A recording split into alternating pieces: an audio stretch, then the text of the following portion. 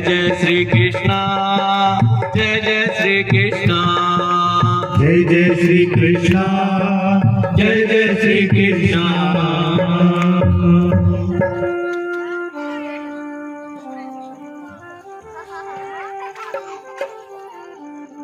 प्रेम से बोलिए श्री हरिनारायण भगवान की जय। और देखिए आज का जो ये वर्तमान युग चल रहा है जिसका नाम कलयुग है, इस कलयुग ने सबको जो त्रासदी दे रखी है और सब लोग जो है इस कलयुग की मार से दबे हुए हैं।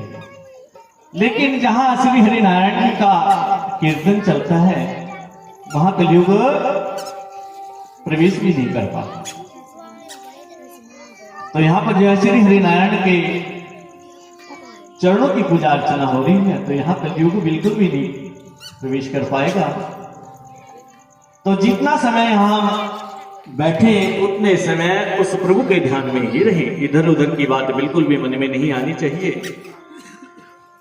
और कुछ लोग तो ऐसे हैं जिनको उस प्रभु से बिल्कुल ही चिढ़ है।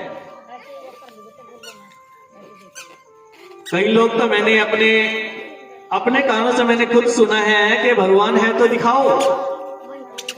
हम तो तब माने कि यदि भगवान है तो दिखाओ।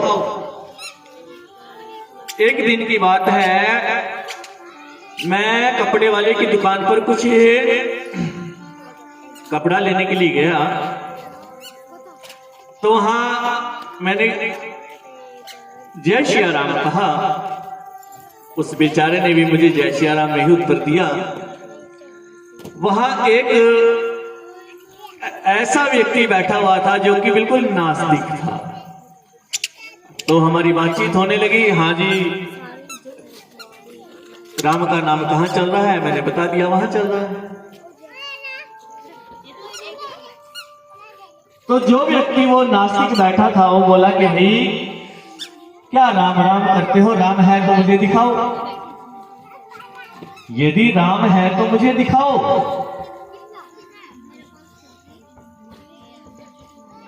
कपड़े वाला उसको उत्तर देने लगा, मैं उसको तुरंत चुप कर दिया। मैं बोला मैं इसकी बात कर उत्तर देता। ऊपर जो है पंखा चल रहा था, मैं बोला इस पंखे को बंद करो भाई। जब पंखे को बंद किया गया तो उसको जो वहां पर बैठा था 1-2 मिनट के बाद बोला भाई पसीना आ रहा है, पंखा चला दो। मैं बोला पंखा चलाने से क्या होता है? बोला हवा आती है। मैं बोला हवा है तो दिखाओ, हवा है तो दिखाओ मुझे।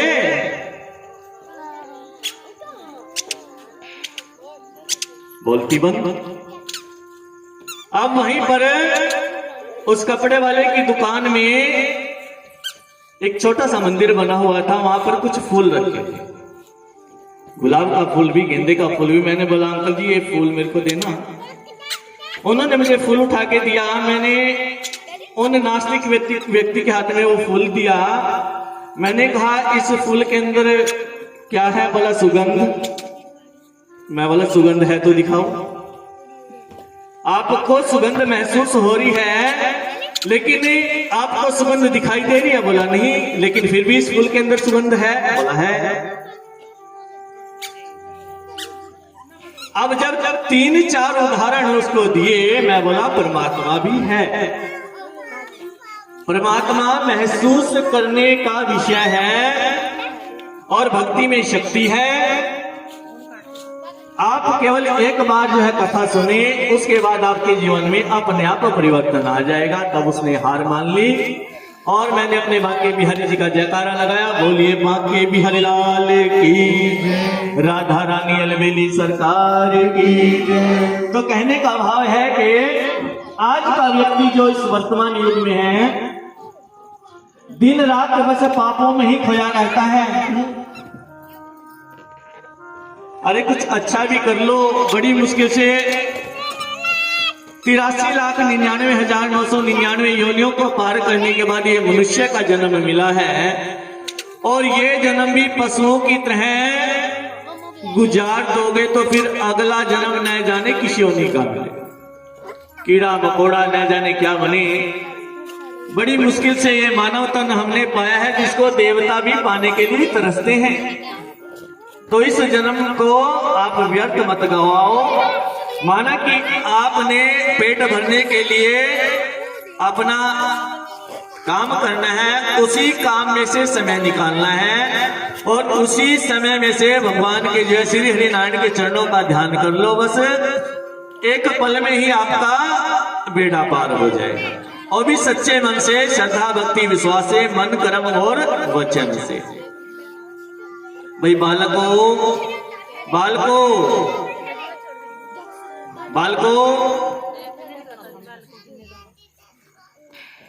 और तुम कहते हो ना चुपचाप चिड़ी का बाप, ऐसे बैठ जाओ बिल्कुल, ठीक है? नहीं तो कसम भगवान की, आप कसम डाल दी।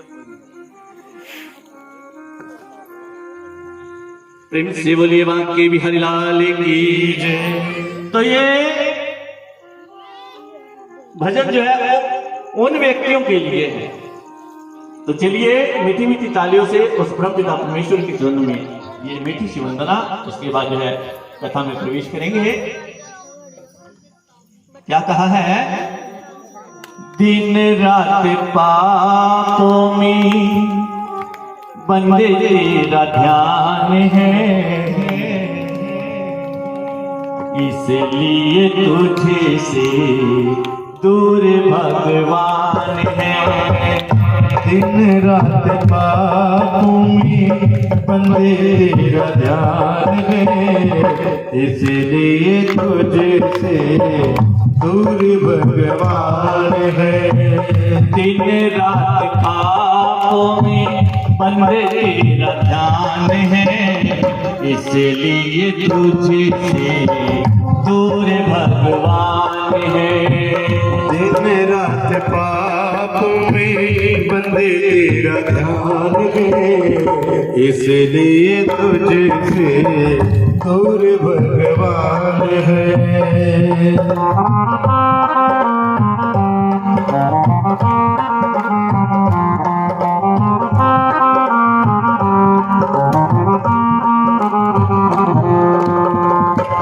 और देखिए हम लोग सवेरे सवेरे स्नान करने के बाद भगवान भोलेनाथ के मंदिर में जाते हैं जल चढ़ाने के लिए। तो मंदिर में जाने का लाभ तब होगा जब हमारा मन साफ होगा। यदि मन में मैल होगा तो मंदिर में जाने का कोई लाभ नहीं, बिल्कुल भी। क्या कहा है? मंदिर में जाने से तब लाभ होगा, निष्काम सेवा और मन साफ होगा।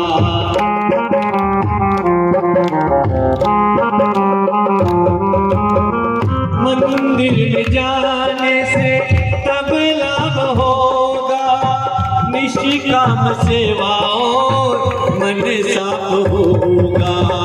बैठा कहीं पर कहीं तेरा ध्यान है, इसलिए तुझे से दूर भगवान है। दिन रात पापों में बंदे तेरा ध्यान है, इसलिए तुझसे दूर भगवान है।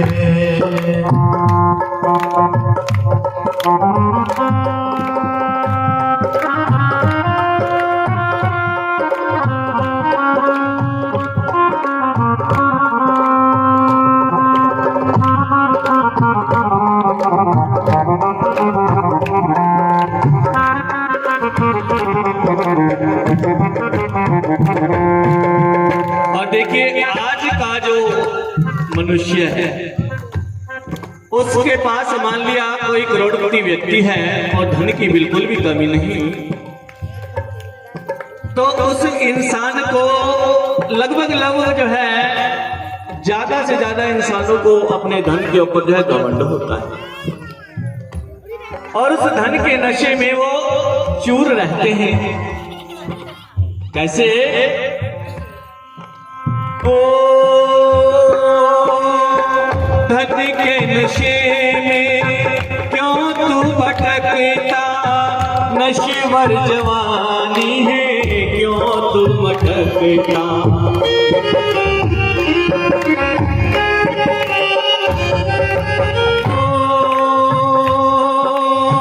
धन के नशे में क्यों तू भटकता, नशेवर जवानी है क्यों तू भटकता। जवानी तो 4 दिन की मेहमान है, इसलिए तुझसे दूर भगवान है। दिन रात पापों में बंदे तेरा ध्यान है, इसलिए तुझसे दूर भगवान है।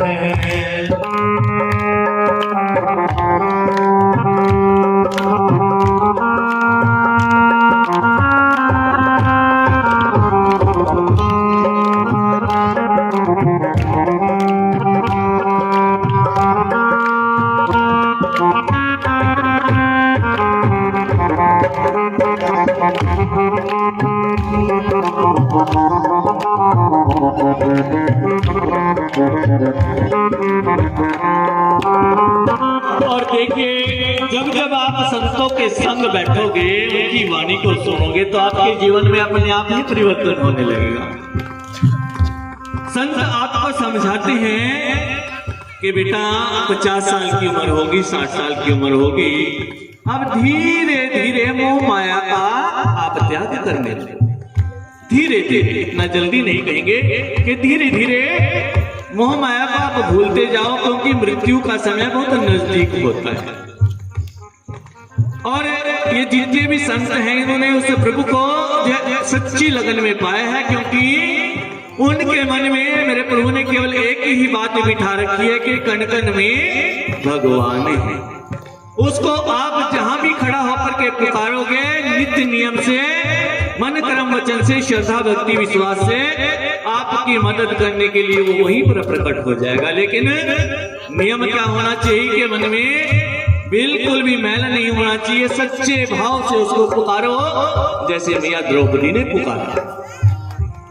तो क्या कहा है, ओ माया को छोड़ दे, लग जा भजन में, संतों ने पाया राम सच्ची लगन में।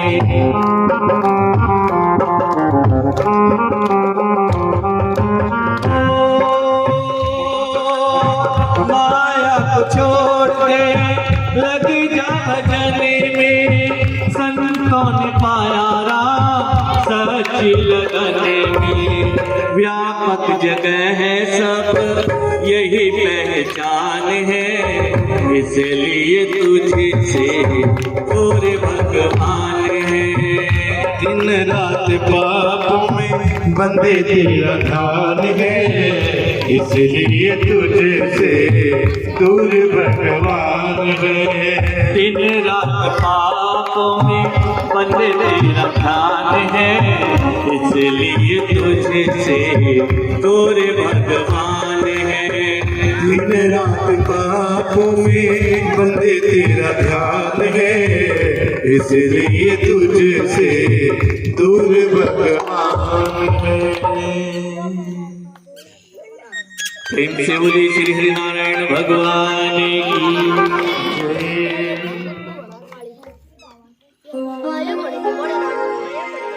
देखिए कितनी सुंदर रचना है उस कवि की। और ये जो एक लाइन इसमें लिखी है कि धन के नशे में तो क्यों भटकता, नस्वर जवानी है क्यों तू मटकता। इसी के ऊपर एक बात याद आ गई। एक सेठ अपनी दुकान पर बैठा रहता था, उसकी बगल में एक और दुकान थी। मन में हमेशा बस यही बात आती रहती थी कि इसके भी ग्राहक मेरे पास आ जाए। और उसके गांव में एक दिन जो है श्रीमद् भागवत कथा हुई। उसका जो पड़ोसी था उसका हृदय बहुत पवित्र था, वो हमेशा सबकी भलाई के लिए कार्य करता था। जब उसने कहा कि सेठ जी चलो भागवत में चलते हैं, भागवत कथा सुनेंगे, आनंद लेंगे, 50-60 वर्ष की आपकी आयु हो चुकी है। आप धीरे धीरे मोहमाया से आप अपना मन हटाओ। उस दिन बहाना बना लिया कि आज नहीं कल जाऊंगा, अब कल आया तो कल नहीं परसों जाऊंगा, लेकिन परसों तो वो व्यक्ति उस सेठ जी को जबरदस्ती ले ही आया कथा में। और जब कथा में आया तो केवल 10 रुपए का नोट लेकर के आया, वो भी मुट्ठी में बंद कर रखा उस सेठ ने। और जब आरती होने लगी भागवत की तो सबसे पीछे हो गया खड़ा लाइन में, सबसे पीछे। और देखिए गर्मी का समय था, जब धीरे धीरे धीरे धीरे उसका नंबर आया, उससे पहले 2-4 व्यक्ति और थे आरती उतारने के लिए, तो मुट्ठी में पसीना आ गया, नोट भीग गया। नोट को देख करके क्या कह रहा है कि नोट, मैं भी तुझसे जुदा नहीं होना चाहता, तू भी मुझसे जुदा नहीं होना चाहता, रो मत। क्योंकि मुट्ठी में पसीना था, नोट भीग गया। कि रो मत, मैं तुझे अपने से जो जुदा नहीं करूंगा। और जब आरती का नंबर आया, चुपचाप आरती उतारी, वो 10 का नोट अपनी जेब में ठूंस लिया। तो कहने का तात्पर्य ये है, कहने का भाव है, ये मैया लक्ष्मी हमें किसने दी है? उस श्री हरि ने ही दी है। और उसी के कार्य के लिए यदि हम अपनी नेक कमाई में से 100, 200, 500 रुपए प्रभु के कार्य के हम लगा देंगे तो हमारे धन में, हमारे खजाने में कमी नहीं पड़ेगी मेरे प्रभु। अच्छा ये बताइए, जब आप लड्डू गोपाल का भोग लगाते हो, किस किस ने लड्डू गोपाल की सेवा ले रखी है? हाथों पर। जब आप लड्डू गोपाल का भोग लगाते हो, भले ही आप दाल सब्जी का लगाओ, दूध का लगाओ, फल फ्रूट का लगाओ, तो क्या लड्डू गोपाल जी उस भोजन को खाते हैं? खाएगा कौन? हम।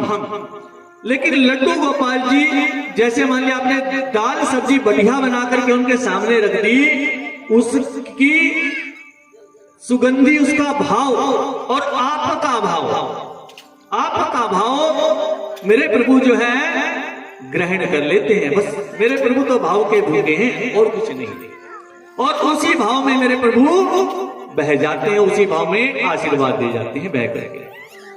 जैसे विदुरानी को दिया, और जिसके ऊपर मेरे प्रभु की कृपा हो जाए उसके यहां लक्ष्मी की कमी नहीं रहेगी, क्योंकि लक्ष्मी मेरे प्रभु के चरणों की दासी है, दासी। जो व्यक्ति इस लक्ष्मी के पीछे भागेगा, लक्ष्मी उसके कभी भी नजदीक नहीं आएगी, लक्ष्मी उसे कोसों दूर चली जाएगी।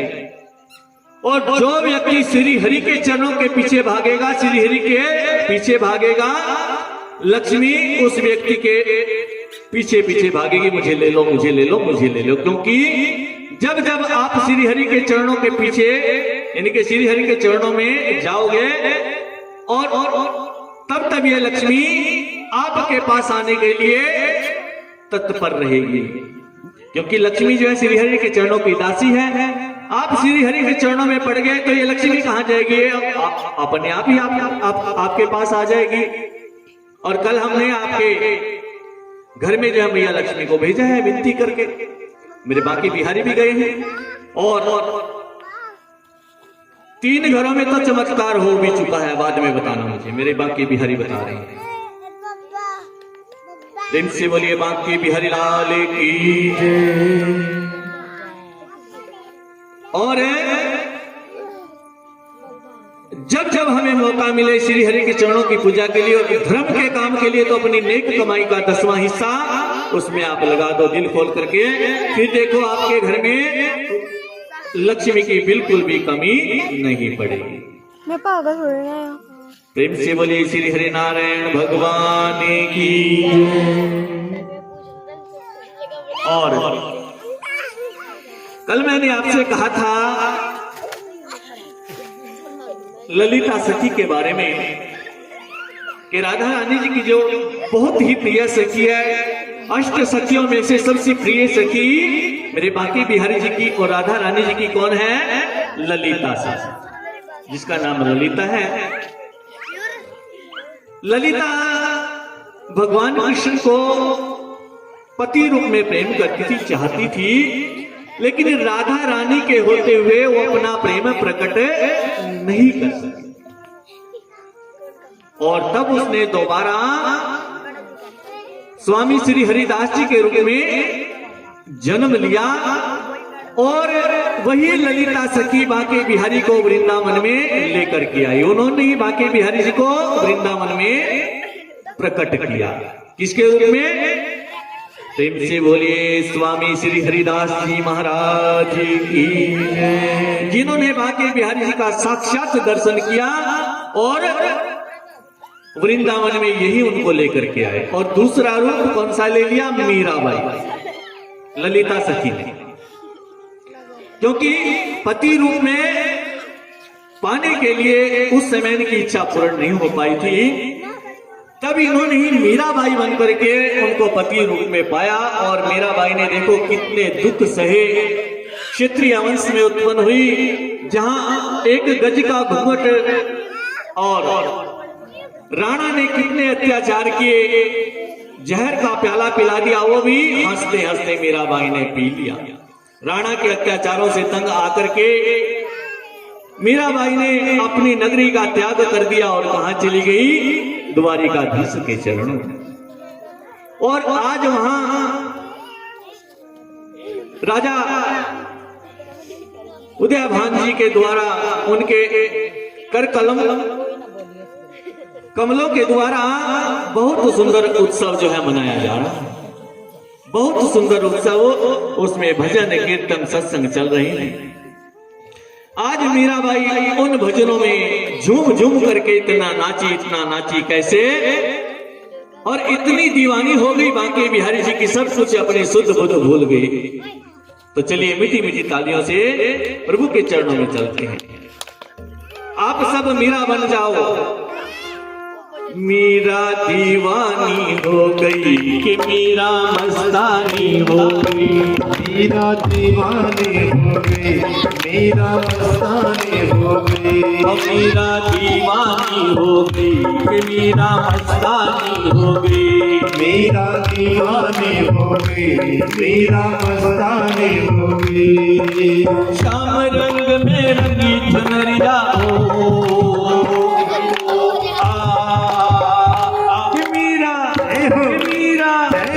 मीरा दीवानी हो गई कि मीरा मस्तानी हो गई, मीरा दीवानी हो गई, मीरा मस्तानी हो गई।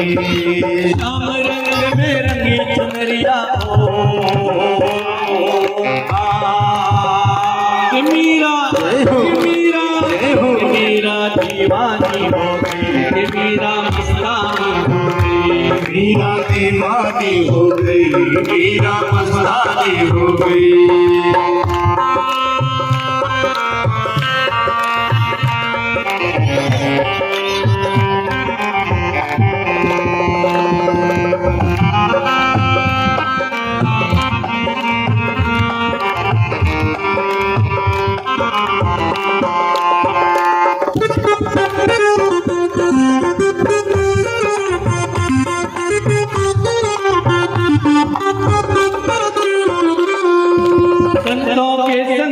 बैठ के श्याम का रंग चढ़ाया, शाम का रंग चढ़ाया, शाम का रंग चढ़ाया। खुद भी रंगी है श्याम रंग में औरों को भी रंगाया, औरों को भी रंगाया, औरों को भी रंगाया। वो प्रीतम की हो गई मीरा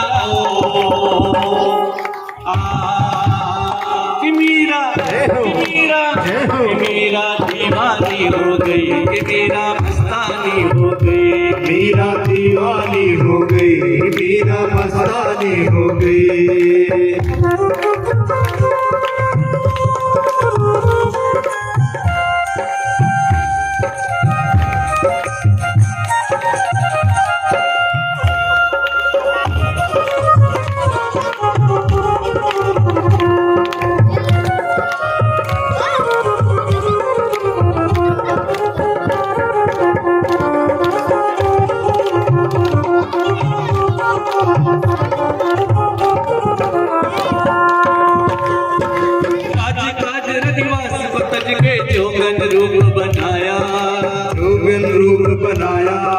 जोगन रूप बनाया।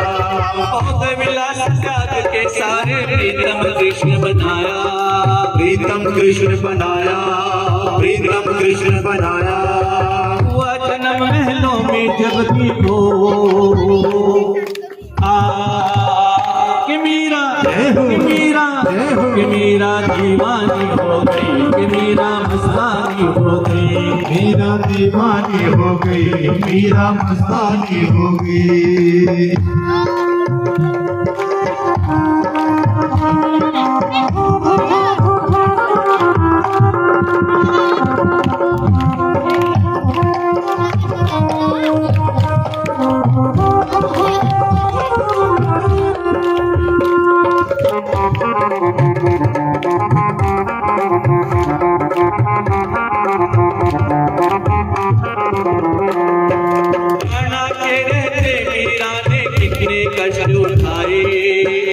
कष्ट उठाए, कितने कष्ट उठाए।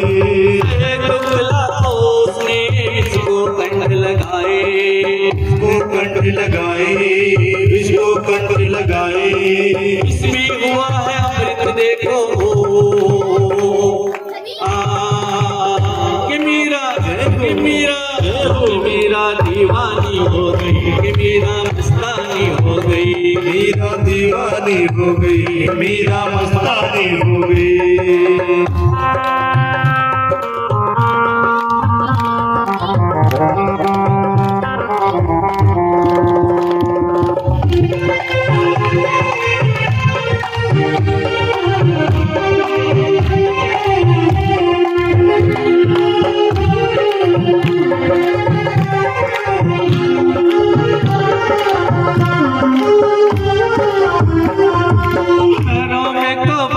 घुंघरू झूमे नाचे गाए, झूमे नाचे गाए, झूमे नाचे गाए।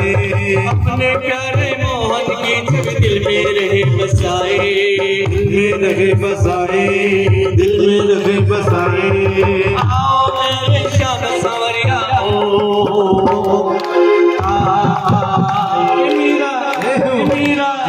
मीरा दीवानी हो गई, मीरा मस्तानी हो गई। मीरा दीवानी हो गई, मीरा मस्तानी हो गई। श्याम रंग में उनकी चुनरिया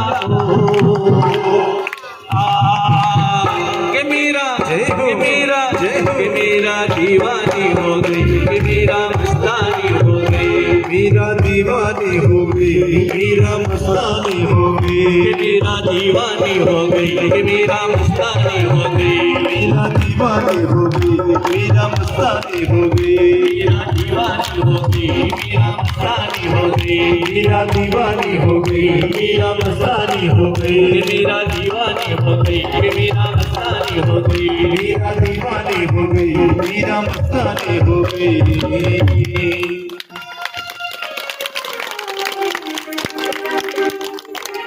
माताओं बहुत कमी है, एक सुर एक तार में जोरदार। अब कुछ बात और मीरा इतना नाची उस उत्सव में, नाचते नाचते सुध बुध खो गई और नाचते नाचते द्वारिकाधीश के मंदिर में, उनके गर्भगृह में घुस गई।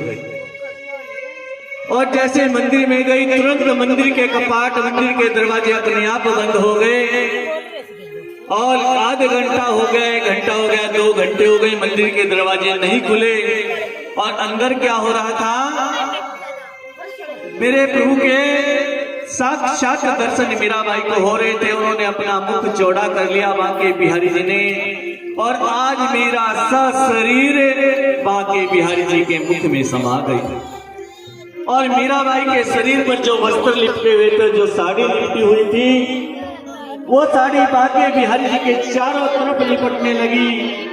और आज भी मेरे बांके बिहारी के हृदय में मीराबाई की साड़ी का टुकड़ा द्वारिकाधीश में आज भी लगा हुआ है। कोई जाएगा तो देखना, वहां जाकर के दर्शन करना।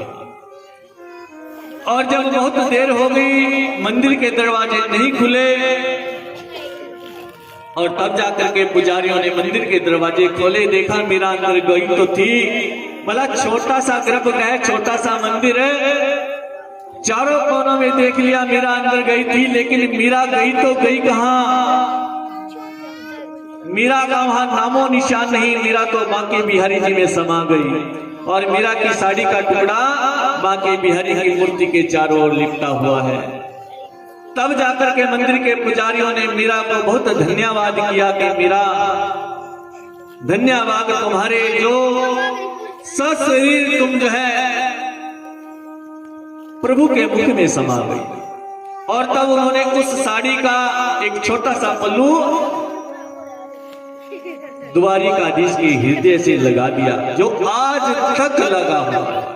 प्रेम से बोलिए मीराबाई की जय, राधा रानी अलवेली सरकार की जय, ललिता सखी की जय। आज ललिता सखी ने मीराबाई का रूप धारण करके बांके बिहारी जी को पति रूप में प्राप्त कर लिया, जो कि उनका कार्य पूर्ण हुआ। और आगे की कथा में महात्मा श्री सुखदेव जी राजा परीक्षित जी को भक्त ध्रुव की कथा सुना रहे हैं। महाराज स्वयंभू मनु और माता शत्रुपा के 2 पुत्र हुए, और उन दोनों पुत्रों के नाम उत्तानपाद और प्रियव्रत। उनमें से एक का नाम राजा उत्तानपाद, जिसकी 2 रानियां हैं, एक का नाम सुमुति और दूसरी का नाम सुरुचि। सुरुचि से राजा बहुत अधिक प्रेम करते हैं, क्योंकि वो थोड़ा गोरे रंग की है और सुनीति थोड़ा जो है सांवले रंग। अब इस संसार में रंग तो 2 ही हैं, गोरा या काला, लेकिन रंग से प्रेम ना करके मन की सुंदरता देखनी चाहिए, तन की सुंदरता नहीं देखनी चाहिए, मन की सुंदरता देखनी चाहिए। लेकिन राजा ने तन की सुंदरता देखी, मन की सुंदरता नहीं देखी। सुनीति का पुत्र ध्रुव और सुरुचि का पुत्र उत्तम एक दिन राजा उत्तानपाद सिंहासन के ऊपर बैठे हुए थे, और उन्होंने अपने पुत्र उत्तम को जो है गोदी में उठाया, और उसी समय ध्रुव का भी दिल अपने पिताजी की गोद में बैठने के लिए किया। और अपने पुत्र ध्रुव का प्रेम देख करके राजा उत्तानपाद ने आज उत्तम को अपनी गोद से नीचे उतार दिया, और जरा सी देर के लिए ध्रुव को अपनी गोद में बिठा लिया। उसको प्यार करने लगे, दुलारने लगे, पुचकारने लगे। और ये सब कुछ रानी सुरुचि ने देख लिया, और उसी समय आकर के ध्रुव के ऊपर जो है क्रोध करने लगी। ध्रुव को जो है झटका मार करके गोदी से नीचे उतार दिया राजा की, और बोलने लगी, ध्रुव कि तूने अपने पूर्व जन्म में श्री हरि के चरणों की भक्ति नहीं की। यदि तूने पूर्व जन्म में श्री हरि के चरणों की भक्ति की होती तो तू मेरी कोख से जन्म लेता, और तब जाके राजा की गोद में बैठने का अधिकारी बनता। और न जाने बहुत कटी कटी बातें ध्रुव को सुनाई, और आज ध्रुव रोता रोता रोता रोता माता सुनीति के पास पहुंचा, और माता सुनीति से सारी बात जाकर के कही। और तब माता सुनीति बोली कि बेटा, वाकई में तेरी छोटी माता बिल्कुल सही कह रही है, तूने पूर्व जन्म में श्री हरि नारायण के चरणों की भक्ति नहीं की। यदि तू पूर्व जन्म में श्री हरि नारायण के चरणों की भक्ति करता तो आज अपने पिताजी की गोद में बैठने का अधिकारी होता। और वही आज की कोई माता होती तो लड़ने लग जाती, झगड़ने लग जाती। ध्रुव की माता ने अपने 5 वर्षीय बालक को शांत मना दी, और तब ध्रुव ने पूछा कि मैया, क्या राज सिंहासन और पिताजी की गोद से भी उत्तम कोई स्थान है? आप मुझे बतलाएं। और उसी समय माता सुनीति ने कहा कि है मेरे बेटा, मेरे लाल है क्या नहीं। राज सिंहासन और पिताजी की गोद में बैठने से उत्तम स्थान जो है श्री हरि नारायण की गोद में बैठना है। और उसी समय ध्रुव ने अपनी मैया से पूछा, तो फिर मैया श्री हरि नारायण मुझे किस प्रकार प्राप्त होंगे। मैया ने कहा, बेटा वन में जाकर के तप करना पड़ेगा, तब जाकर के श्री हरि नारायण मिलेंगे। और आज ध्रुव अपनी माता सुनीता का आदेश पाकर के उनके चरणों की पूजा करके अकेला वन की ओर चल दिया। क्या आप अपने 5 वर्षीय बालक को अकेला वन में भेजोगे, अकेला जंगल में भेजोगे? उस माँ का हृदय कितना कठोर है, जिसने अपने बालक को जो है श्री हरि नारायण की प्राप्ति के लिए वन में भेज दिया अकेले। और चलते चलते चलते चलते आज ध्रुव जैसे ही मथुरा नगरी के नजदीक पहुंचा तो वहां रास्ते में नारद जी से उनकी मुलाकात हो गई। और माता ने नारद जी के बारे में उनको कुछ बता रखा था। नारद जी बोले, हे बालक, तू इस निर्जन वन की ओर अकेला क्यों चला जा रहा? अब नारद जी तो जो है भूत भविष्य वर्तमान के ज्ञाता है, उनको तो सब मालूम है। और उन्होंने जान लिया कि ये राजा उत्तानपाद का लड़का ध्रुव है। इस प्रकार इसकी सौतेली माता ने इसको जो है कटु वचन कहे हैं। वो कटु वचन इसने अपने दिल पर धारण कर लिए। उसको लेकर के जो श्री हरि की प्राप्ति के लिए वन में जा रहा। लेकिन फिर भी आज नारद जी जो है ध्रुव की परीक्षा ले रहे हैं और ध्रुव से कह रहे हैं कि हे बालक, तू अकेला इस निर्जन वन की ओर क्यों जा रहा है? तुझे भय नहीं लगता? ध्रुव बोला कि मुनिदेव, मैं राजा उत्तानपाद का लड़का ध्रुव हूं, मेरी माता का नाम सुनीति है। और मैंने यदि आपको सही पहचाना तो आप नारद जी हो। तो नारद जी बोले, हाँ बेटा मैं नारद हूं। उसी समय उनके चरणों को जो है स्पर्श किया और कहा कि मैं राज सिंहासन का लालची नहीं हूं, मुझे सब हरि के चरणों का प्रेम चाहिए, मुझे तो हरि की प्राप्ति चाहिए। नारद जी ने उसी समय समझाया कि बेटा तू चल, बहुत छोटा है, खेलने कूदने की उम्र है, तेरी खाने पीने की उम्र है, कहाँ वन में जाकर के तप करेगा? चल, मैं तेरे पिताजी को समझा दूंगा और उन्हें समझा बुझा करके मैं तुम्हें राजगद्दी पर बिठा दूंगा। लेकिन ध्रुव नहीं माना, बोला मुझे तो जिद है, मैंने हट कर ली है, मुझे श्री हरि नारायण के चरणों का प्रेम चाहिए ही चाहिए। और तब नारद जी की परीक्षा में ध्रुव पास हो गया। नारद जी ने उसे ओम नमो भगवते वासुदेवाय का मंत्र दिया और कहा, बेटा जा मथुरा नगरी की ओर चला जा, वहां यमुना के किनारे कुशासन लगा करके उत्तर दिशा की ओर बैठ करके ओम नमो भगवते का जाप करना। इस मंत्र के द्वारा तुझे श्री हरि की प्राप्ति होगी। और आज ध्रुव जो है नारद जी का आशीर्वाद लेकर के मथुरा नगरी में यमुना तट के किनारे कुशासन बिछाकर उत्तर दिशा की ओर मुख करके ओम नमो भगवते वासुदेवाय का मंत्र जाप करने लगा। इतना कठिन तप इस ध्रुव ने किया। खाना पीना सब कुछ त्याग दिया, अन्न जल त्याग दिया, कुछ दिन तक वायु पी करके रहा, फिर वायु को भी त्याग दिया। जब वायु का भी त्याग कर दिया, इतना कठोर तप, उसी समय वायु जो है बंधन मुक्त हो गई, यानी कि बंधन में हो गई वायु हुई और वायु चलना बंद हो गई। और उसी समय ब्रह्मा जी सभी देवताओं को लेकर हरि की शरण में गए कि प्रभु ये क्या है, पूरे संसार में हवा चलना बंद हो गई, त्राही त्राही मच रही है, इसका निवारण कीजिए। और हरि ने कहा कि 5 वर्षीय बालक ध्रुव की तपस्या का प्रताप है, जिसने हवा को बंद कर दिया है। मैं अभी जाकर के उस ध्रुव से इस हवा को मुक्त करा। और आज श्री हरिनारायण जिस अवस्था का बालक ध्रुव ध्यान कर रहा था, उसी अवस्था में श्री हरिनारायण गरुड़ पर सवार होकर के भक्त ध्रुव के पास आए और भक्त ध्रुव अपने हृदय में परमपिता परमेश्वर के जिस रूप का ध्यान कर रहा था उस रूप में बहुत आनंद मगन है। और जब मेरे प्रभु ने देखा कि भाई ये तो उठेगा नहीं, उसी समय अपना वो रूप ध्रुव के हृदय से चुरा लिया। और तब बालक ध्रुव एकदम छटपटा करके उठा, जैसे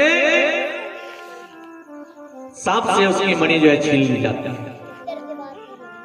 और उसी समय सामने जो है श्री हरि नारायण को देख करके उनके चरणों में गिर गया। और आज श्री हरि नारायण ने बालक ध्रुव के होठों से अपना जो शंख लगाया और बालक ध्रुव में ज्ञान का संचार हो गया। नाना प्रकार से बालक ध्रुव श्री हरि की स्तुति कर रहा है। और फिर बालक ध्रुव को श्री हरि ने सबसे पहले अपनी गोद में बिठाया, उसको प्यार किया, दुलार किया, पुचकारा। और आज बालक ध्रुव मेरे सामने से क्या कह रहे हैं? प्रेम से बोलिए श्री हरि नारायण भगवान की जय। इतनी कृपा सांवरे बनाए रखना, बनाए रखना, मरते दम तक सेवा में लगाए रखना। इतनी कृपा सांवरे बनाए रखना, बनाए रखना, मरते दम तक सेवा में लगाए रखना। इतनी कृपा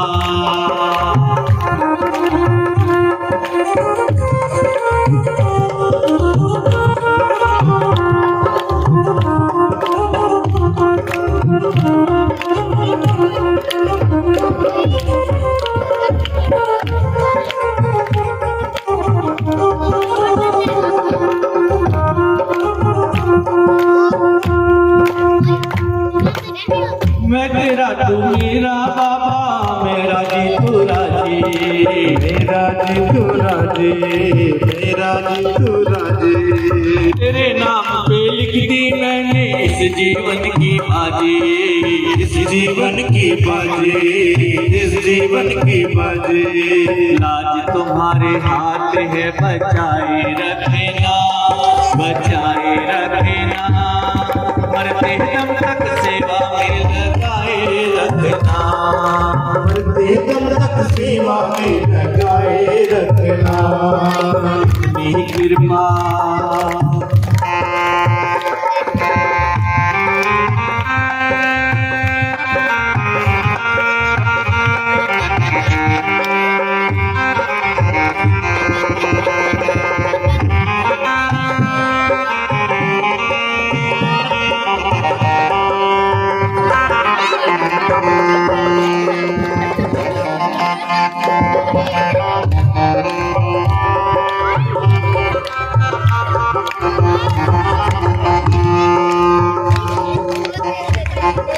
हाथ जोड़ मैं करूं प्रार्थना, भूल कभी ना जाना, भूल कभी ना जाना, भूल कभी ना जाना। तेरे दर पे बना रहे बस मेरा आना जाना, मेरा आना जाना, मेरा आना जाना। बेदनी ये सिलसिला बढ़ाए रखना, बढ़ाए रखना, मरते दम सेवा में लगाए रखना। इतनी कृपा सांवरे बनाए रखना, बनाए रखना, मरते दम तक सेवा में लगाए रखना। इतनी कृपा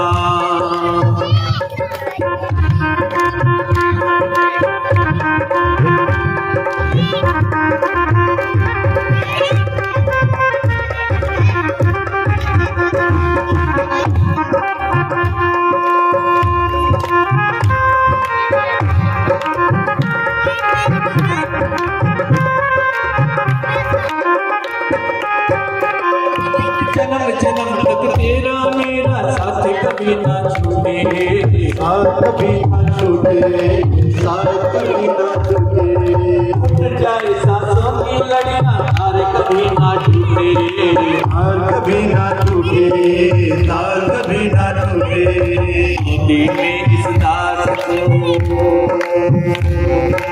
गोदी में इस दास को बिठाए रखना, बिठाए रखना, मरते दम तक सेवा में लगाए रखना। अपनी कृपा सामने बनाए रखना, बनाए रखना, मरते दम तक सेवा में लगाए रखना, मरते दम तक सेवा में लगाए रखना, मरते दम तक सेवा में लगाए रखना, मरते दम तक सेवा में लगाए रखना, मरते दम तक सेवा में लगाए रखना, मरते दम तक सेवा में लगाए रखना। मरते दम तक सेवा में लगाए रखना। बोली श्री हरि नारायण भगवान की जय। और आज बालक ध्रुव के मन की बात जान करके मेरे प्रभु ने उनके मन की पुकार सुन करके ऐसा आशीर्वाद बालक ध्रुव को दिया कि बेटा जा, मैं तुझे आशीर्वाद देता हूं कि तुझे राज सिंहासन की प्राप्ति हो। और तेरा भाई उत्तम एक दिन जो है जंगल में शिकार करने के लिए जाएगा वन में, और वो कुबेर के यक्षों द्वारा जो है मृत्यु को प्राप्त हो। और जब तू इस संसार से अपना जब तक व्रत पूर्ण करके इस संसार से विदा लेगा, तो मैं तेरे लिए एक अलग लोक का निर्माण करूंगा जिसका नाम होगा ध्रुव लोक। और इतना आशीर्वाद देकर के आज मेरे प्रभु उस समय अंतर्ध्यान हो जाते हैं। प्रेम से बोलिए श्री हरि नारायण भगवान की जय। और आज बालक ध्रुव जब घर वापस आया, इधर पिताजी बहुत चिंतित है, ना जाने बालक कहां चला गया, कहां चला गया।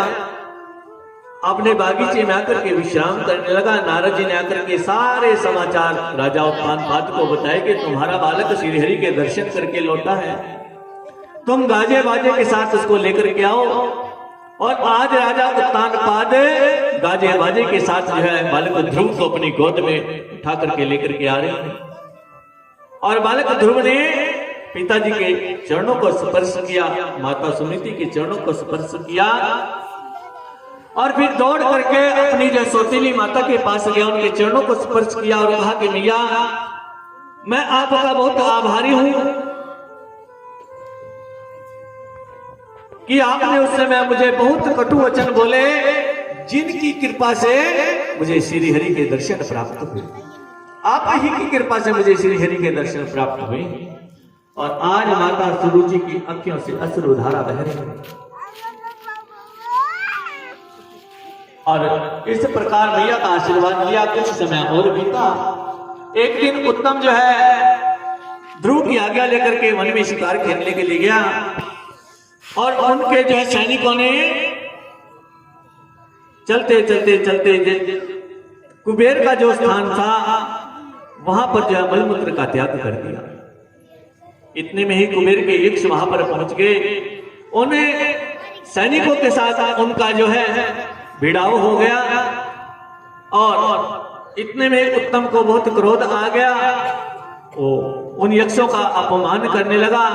यक्ष बोले कि तुम मनुष्य है, इस स्थान पर नहीं आ सकते, ये कुबेर देवता का स्थान है, और आ भी गए तो तुमने यहां मलमूत्र का त्याग क्यों किया। इतने में जो उत्तम को बहुत क्रोध आ गया, और एक यक्ष ने उसको वहीं पर पटक करके मार डाला। बोलिए श्री हरि नारायण भगवान की जय। और जो सैनिक बच गए थे, उन्होंने जाकर के राजा जो ध्रुव से कहा कि आपके भाई उत्तम को कुबेर के सैनिकों ने मार डाला। उस समय ध्रुव अपनी सेना सजा करके जो है कुबेर के साथ लड़ाई लड़ने के लिए चल पड़े। और आज कुबेर का और जो है बालक ध्रुव का आमना सामना हो रहा है, राजा ध्रुव का। और उसी समय कुबेर ने कहा कि तुम्हें मुझसे भय नहीं लगता?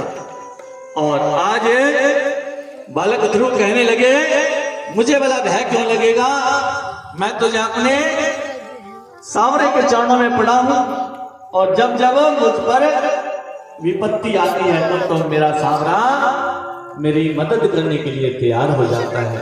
और आज बालक ध्रुव कुबेर जी से क्या कह रहे हैं, क्यों घबराऊं मैं,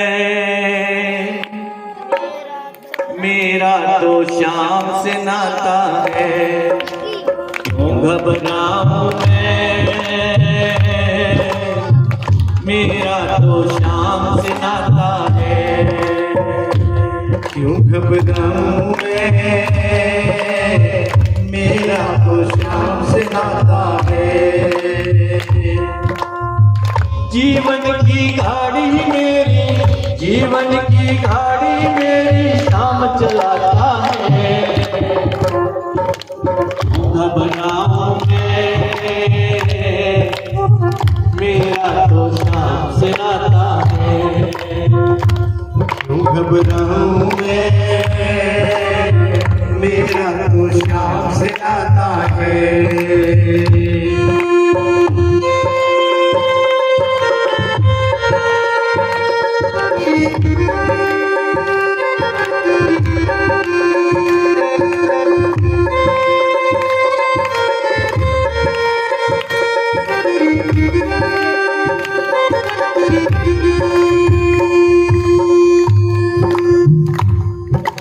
जब जब मुझको पड़ती है दरकार, श्याम हमेशा रखता है तैयार, जब मुझको पड़ती है दरकार, श्याम रखता है तैयार।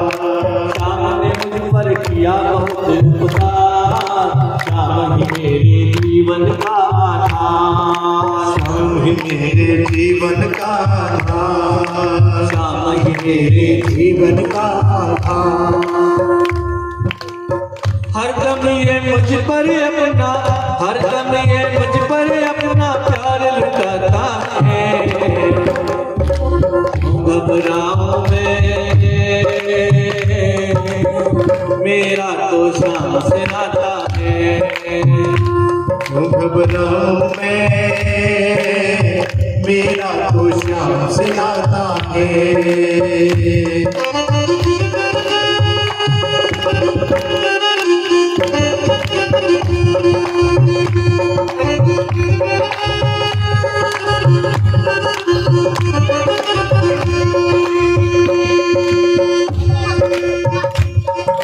दुख के बादल जब जब मंडराते, श्याम नाम लेते ही छट जाते, श्याम नाम लेते ही छट जाते, श्याम नाम लेते ही छट जाते। काल विपाक वो ना कर पाते, कभी दोबारा नजर नहीं आते, कभी दोबारा नजर नहीं आते, कभी दोबारा नजर नहीं आते। संकट आने से पहले, संकट आने से पहले श्याम आता है, क्यों घबराऊं मैं, मेरा तो श्याम से नाता है, क्यों घबराऊं मैं, मेरा तो श्याम से नाता है। घबराऊं मैं, मेरा तो श्याम से नाता है, क्यों घबराऊं मैं, मेरा तो श्याम से नाता है। बोली बाल कृष्ण भगवान की जय। और जब इतनी बात सुनी कुबेर ने, अच्छा, उसी समय नारायण अस्त्र का प्रयोग कर दिया, और इधर बालक ध्रुव ने भी नारायण अस्त्र का प्रयोग कर दिया। उसी समय ब्रह्मा जी भयभीत होने लगे कि भाई बालक ध्रुव जो कि श्री हरि नारायण के चरणों का प्रेमी है, और कुबेर जो कि देवता है, इन दोनों का तो कुछ बिगड़ेगा नहीं। यदि नारायण अस्त्र आपस में भिड़ गए तो बेचारी जनता वैसे ही मारी जाएगी।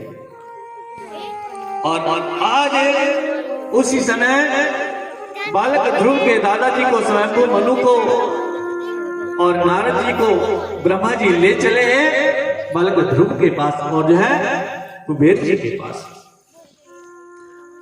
और बालक ध्रुव ने अपने दादा जो है स्वयंभू मनु को देख करके कि मेरा दादाजी जो है ऊपर से आए हैं स्वर्गलोक से, उनके चरणों में उसी समय प्रणाम किया, नमस्कार किया। और नारद जी ने भी कुबेर को बहुत डांटा फटकारा। और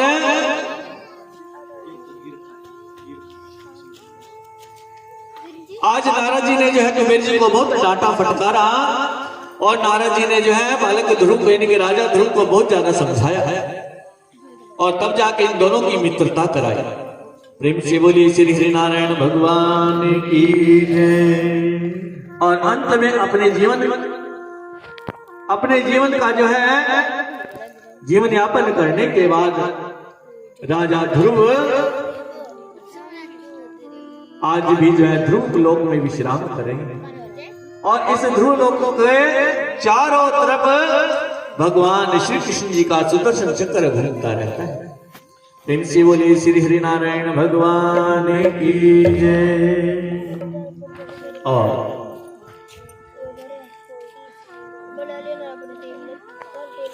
बालक ध्रुव के ही वंश में इन्हीं ही कुल में एक राजा अंग हुए, जो कि निसंतान होने के कारण ऋषियों ने उन्हें पुत्रेष्ट यज्ञ कराने के लिए कहा। तब राजा ने बहुत सुंदर यज्ञ कराया और उस यज्ञ से जब अग्निदेव प्रसाद लेकर के प्रकट हुए तो उस प्रसाद को अपनी रानी सुनीता को जाकर के खिलाया। और रानी सुनीता जिस समय प्रसाद खा रही थी उस समय अपने पिता अधर्म और माता मृत्यु का ध्यान करने लगी। और जब उस प्रसाद को जो है खा लिया और 10वें महीने में एक कुरूप बालक की उत्पत्ति हुई। और राजा ने पूछा इसका क्या कारण है। तब ऋषि मुनियों ने बताया कि भाई आपकी पत्नी रानी सुनीता जब उस प्रसाद को जो है ग्रहण कर रही थी तो उसने अपने पिता अधर्म और माता मृत्यु का ध्यान किया था, इसलिए इस प्रकार का एक कुरूप बालक उत्पन्न हुआ। प्रेम से बोलिए श्री हरि नारायण भगवान की जय। और जिसका नाम बैन हुआ। और बैन जब बड़ा हुआ तो बहुत अधर्मी राजा बना। उसने पूरी पृथ्वी पर अपना अधिकार जमा लिया, देश विदेश के राजाओं को जीत लिया और मुनादी करवा दी के जप तप व्रत मेरे नाम का करो, यदि उस हरि के नाम का जप तप व्रत करोगे तो मैं तुम्हें मृत्यु दंड दूंगा। और जब पृथ्वी से जो है धर्म ही गायब हो गया तब अत्याचार होने लगे और माता पृथ्वी ने सारी औषधियां अन्न जल सब अपने वजह से समाहित कर दिया। और जब ऋषियों ने देखा कि बहन भाई बहुत अत्याचार करने लगा है, अंजलि में जल लेकर के तुरंत उसको मृत्यु को प्राप्त होने का शाप दे डाला और उसी समय बहन मृत्यु को प्राप्त हो गया। और उसके जो है कुछ समय बाद ऋषियों ने बहन के शरीर की बाईं जगह का मंथन किया, जिससे एक काला कलोटा व्यक्ति उत्पन्न हुआ। ऋषि मुनियों ने जाना कि भाई ये व्यक्ति जो सिंहासन के ऊपर बैठने के लायक नहीं है। उसे कह दिया कि तुम जाकर के वन में जो है भीलों का राजा बन जाओ। और फिर जो है दाई जगह का मंथन किया, जिससे एक सुंदर सी कन्या और एक पुरुष ने जन्म लिया।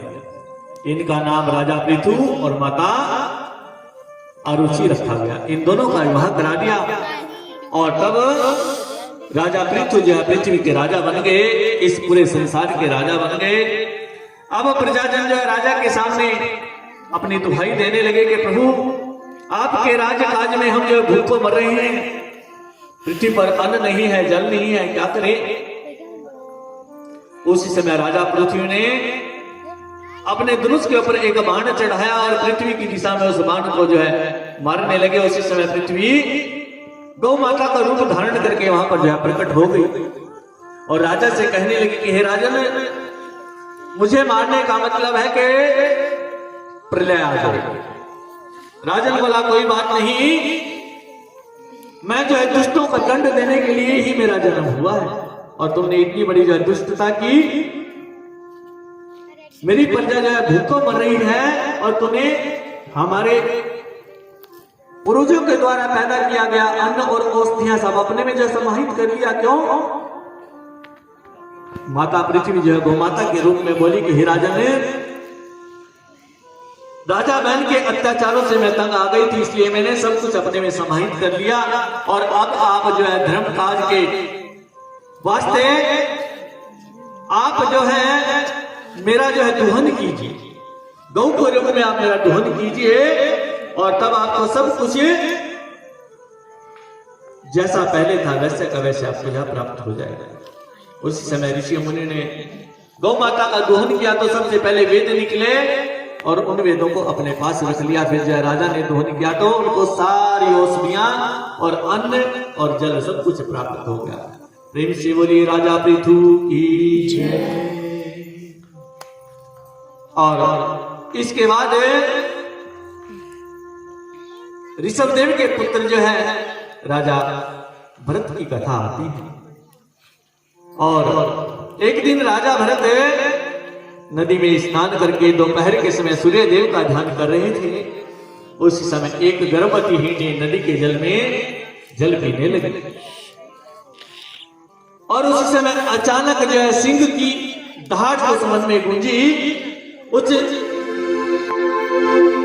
सिंह की दहाड़ जब उस हिरनी ने सुनी, उसी समय वो नदी का पुल लांघने लगी, जो कि पहले से ही गर्भवती थी, और पुल को लांघते समय उसका गर्भ गिर गया और वो मृत्यु को प्राप्त हो गई। और जब राजा भरत ने देखा कि ये हिरण का छोटा सा बच्चा, इसको जन्म दे करके इसकी माता मृत्यु को प्राप्त हो गई, यदि मैं इस जंगल में इसको छोड़ के जाऊं तो मैं पाप का दोषी होऊंगा, इसको जो सिंह आदि जो है अपना भोजन बना लेंगे, क्यों ना मैं इसको धो भोज करके अपने स्थान पर ले जाऊं। और उसी समय राजा भरत ने उस हिरण के बच्चे को धो भोज करके उसको अपने साथ ले गए। धीरे धीरे समय गुजरता रहा और उस बच्चे के साथ इतना लगाव हो गया कि खाना खाते तो उस बच्चे को खिलाते, जल पीते उस बच्चे को पिलाते। और एक दिन वो हिरण जब बड़ा हो गया तो अपने हिरणों के झुंड में जाकर के मिल गया, और तब राजा भरत को इतनी याद उस हिरण की आई कि उसकी याद में उन्होंने प्राणों का त्याग कर दिया। प्रेम से बोली श्री हरि नारायण भगवान की जय। और उसके बाद उनका अगला जन्म जो है उस हिरण के रूप में हुआ, किसका? राजा भरत का। क्योंकि मरते समय उसने उस हिरण की याद आई थी उसको, उस हिरण की यादों में राजा भरत खोया हुआ था। तो इसका मतलब क्या है कि जब मनुष्य की मृत्यु होती है, मरते समय जिस किसी का भी ध्यान मनुष्य करता है उसको अगला जन्म उस योनि में मिलता है। प्रेम से बोलिए श्री हरि नारायण भगवान की जय। और तब एक दिन वो जो हिरण है नदी का पुल लांघते समय उसकी मृत्यु हो जाती है। अगला जन्म एक ब्राह्मण के घर में उसने जन्म लिया, वहां भी उसका नाम भरत हुआ। प्रेम से बोलिए भरतलाल की जय।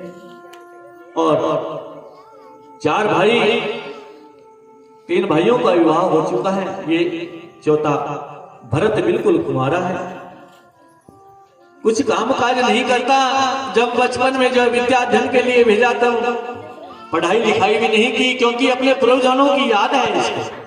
जितने इसके 3 जन्म हो चुके हैं पूर्व जन्म, इनको अपने पूर्व जन्मों की याद है, बस हरि का नाम जपते रहते हैं, इसके अलावा और कुछ भी नहीं।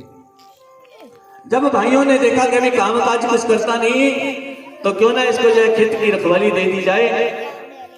और उसी समय उसको कह दिया कि भाई तू जाकर के खेत की जो फसल की रखवाली कर, चिड़िया करके जो है फसल को ना खाए। और वहां पर जाकर के भरत आराम से जो है तपस्या करने लगा।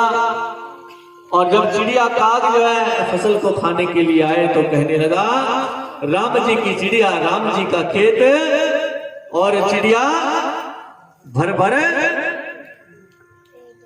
खाओ, यानी कि आप जो है भर भर पेट इस अन्न को जो है खाओ। राम जी की चिड़िया है, राम जी का खेत है, मेरा क्या है। और आज बस हरि के चरणों का दास बन करके रह गया। जब भाइयों ने देखा कि भाई ये तो यहां भी जो है निष्फल निकला, इसने तो जो है खेतों की रखवाली भी नहीं की, और उसी समय भरत को जो है घर से निकाल दिया। और आज भरत एक निर्जन वन में जाकर के तप करने लगा, और उसी इलाके में एक भीलों का राजा था जो महाकाली का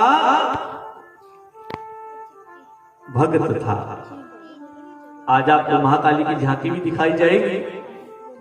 यदि माता महाकाली, माता सरस्वती, मैया लक्ष्मी जो है तैयार हो गई हो तो आप उनको यहाँ पंडाल में बुला दें। यहाँ 3 कुर्सियां जो है रख दीजिए उनके लिए।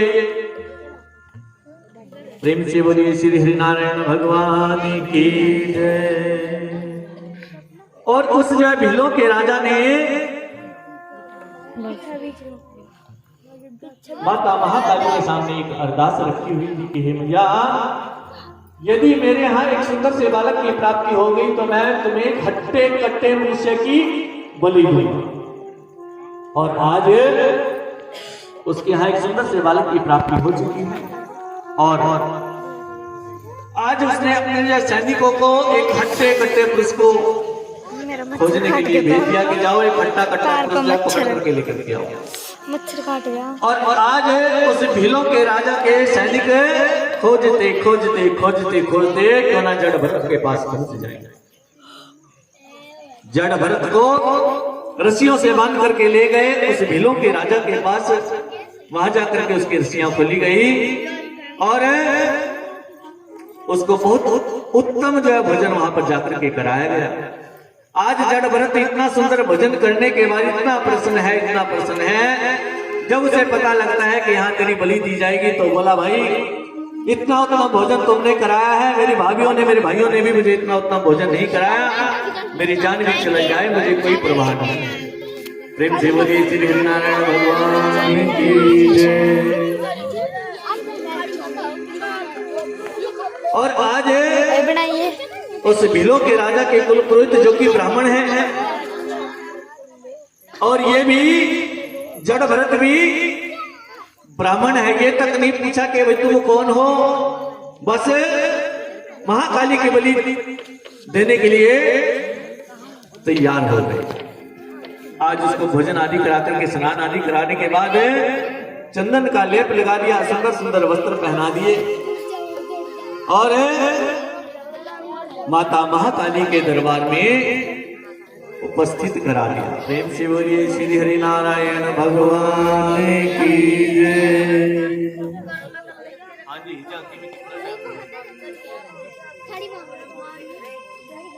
और आज बस जैसे ही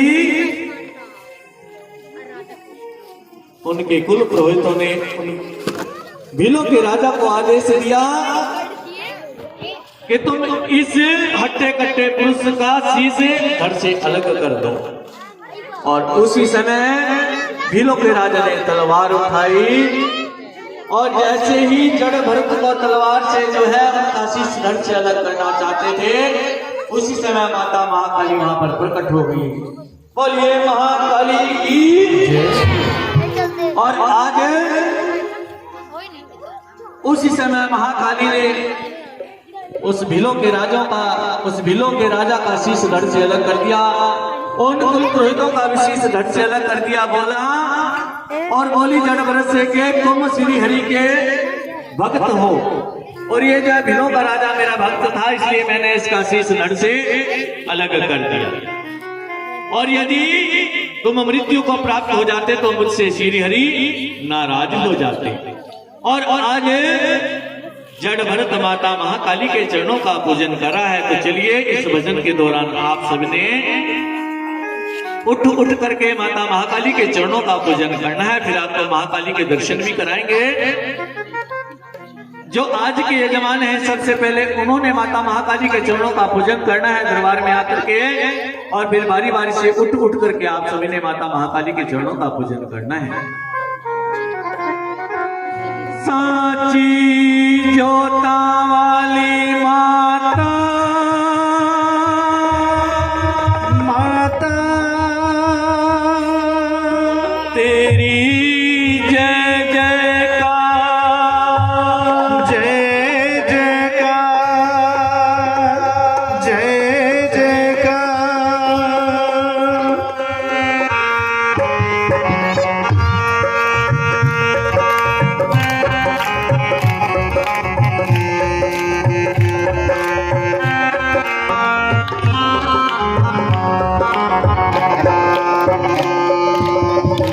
मुझे बुलाया तेरा मालिए, मैं आया तेरा मालिए। तूने मुझे बुलाया शेरा वाली, मैं आया